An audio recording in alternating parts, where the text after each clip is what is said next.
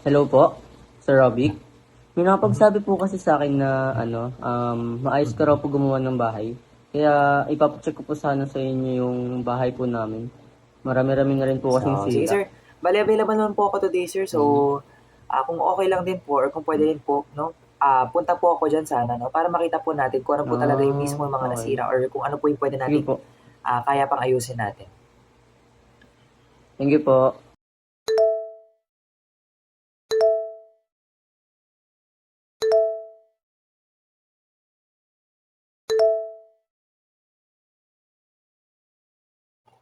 Sir, sad to say, no, bale, inform ko lang po kayo na malaki-laki po talaga yung magagastos nyo kasi malaki po talaga yung sira ng bahay po natin. Sa tingin niyo Okay. po, mga around how much po kaya magagastos namin dyan? So, it's hard to say, sir, no? So, for sure, mas better po if hindi na kayo titira dyan. Unless kung talagang magpapatayo kayo ng panibagong bahay. Mga gaano po kaya katagal bago po maayos yan if magsisimula na po next week? Siguro, sir, I'd say around a month, siguro. So, parang same case lang kasi dun sa isa ko pang client, no? Sa Okay po, Cavite. thank you po. Kakausapin ko po muna yung Okay po, papa ko salamat po. din.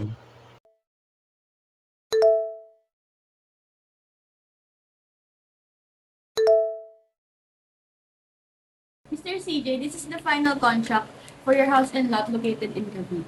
Matagal na ako nag-aantay sa property na to. Gusto ko na lang maging maayos at legal ang lahat. I can assure you, sir, na complete and legal yung documents nitong property. Dad, are you sure about this po?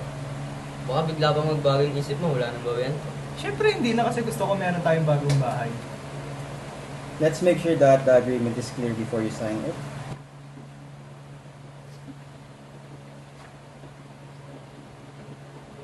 In this obligation, Miss Dea is the debtor because she has an obligation to transfer the title of the property, while Mr. CJ is the creditor because he has a right to demand the fulfillment of the performance.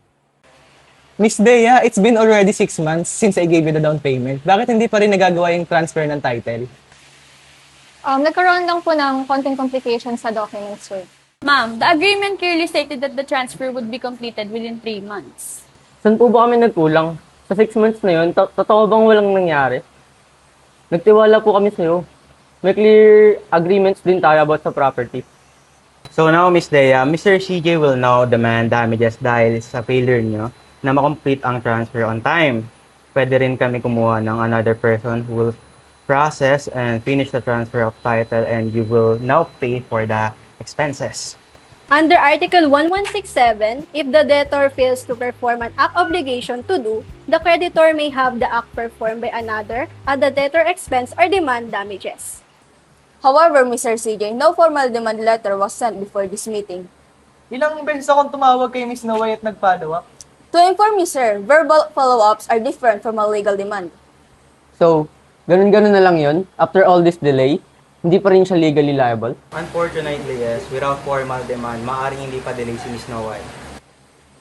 So kahit matagal na kami naghihintay, the law still requires a formal demand. Under Article 1169, delay begins only after demand is made by the creditor. Although in the agreement, it has a deadline within 3 months. A deadline alone does not automatically place the debtor in delay unless the obligation falls under the exception in Article 1169. So, ma'am, no, malaki po ang water damage because of the rain before we go here. So, also halata din na matagal na hindi inaalagaan yung property based on its structure po. Ma'am, what happened to the house? Bakit po bayaan? Ano nangyari? Bakit ganyan ang itsura ng bahay? Hindi naman ganyan yan before. Miss Noah, you have a responsibility to take care of the property with the diligence of a good father of a family. Pinabayaan niyo yung bahay while we were waiting for the agreement. Hindi ba kayo marunong sumunod sa kontrata? Under Article 1163, the debtor must preserve the property with the diligence of the good father of a family. Speaking of agreement, how sure are you that we are the only one who don't follow the rules? How about we go to the bank? The release of the remaining payment is depends sa housing loan ni Mr. CJ. Yes, nakastate siya sa agreement contract as a condition. So the meaning is, the full payment is still not demandable bago ma-approve ang loan? Yes, it is still not demandable. Under Article 1179, a conditional obligation becomes demandable only upon fulfillment of the condition. Approved na po 3 months ago yung housing loan niyo, sir. So, it's already approved 3 months ago and hindi ko pa rin nare-receive ang payment? And ano naman? It means your payment is also delayed. And now my client will now demand you to fully pay the property. Yes, the condition has already happened 3 months ago. Therefore, the obligation is demandable since the housing loan was approved. You're accusing me ng delay at hindi sumusunod sa kontrata. Pero hindi rin naman kayo sumunod at na-delay din ang payment nyo. Eh kasi nga kulang yung mga document. So both naman pala kayo nag-contribute sa delay ng agreement. Alam nyo, kaya naman natin itong maiwasan kung both parties is responsible sa kanilang mga kailangan gawin. Under Article 1192, when both parties are guilty of breach, liability shall be equitably balanced. Miss Dea delayed the transfer and pinabayaan niya rin yung kanyang property. Mr. CJ also failed to complete his payment after he received the loan. Because both parties committed breaches, the law recognizes shared responsibility. But since the first infractor was known, that party will still be held liable. However, because the other party is also at fault, the court will reduce or equitably temper the damages. The first infractor must pay. We entered this agreement with the trust, but at the end, Nasira natin yun. a contract Or agreement is not just a document. It is a responsibility. And a responsibility requires honesty and diligence. as well as the accountability of a failure. This agreement demonstrated the principle of obligation.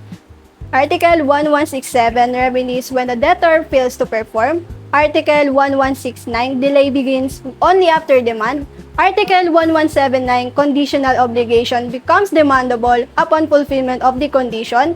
Article 1163 property must be preserved with proper diligence of a good father of a family. Article 1192 when both parties are guilty, liability is shared fairly. Baka biglang magbago yung isip mo, wala na ba yan? Saan po ba kami nagkulang? Let's go!